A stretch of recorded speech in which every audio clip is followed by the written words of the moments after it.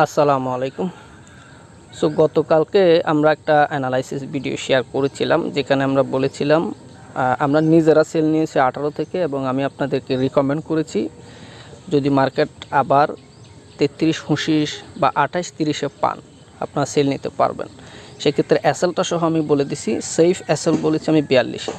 So 30 থেকেও যদি আপনারা নিয়ে থাকেন, কালকে প্রায় 150 পিপস আপনারা প্রায় 200-250 পিপস প্রফিট মার্কেট দিয়েছে। মার্কেট 33.10 পর্যন্ত হিট করেছে। স্টিল নাও আপনার লাইভ চার্ট এখনও যদি দেখেন, মার্কেট কিন্তু 30-এর নিচে ঘোরাঘুরি করতেছে, যদিও এর পরে মার্কেট 37 অবস্থান করছে।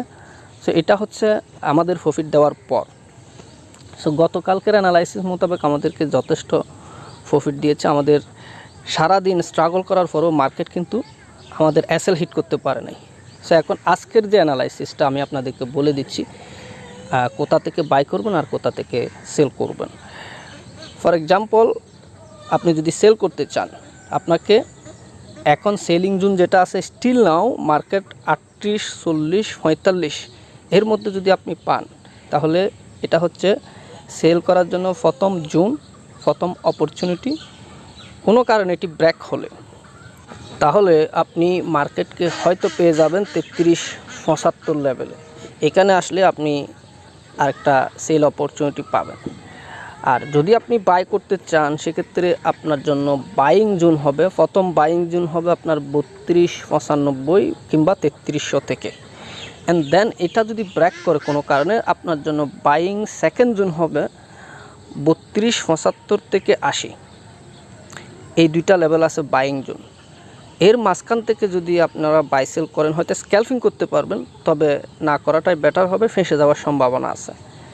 এই হচ্ছে আজকের অ্যানালাইসিস। আমি আবারও বলছি, আপনি যদি সেল করতে চান, প্রথম সেলিং অপরচুনিটি হচ্ছে আপনার 33-38 থেকে 40-45।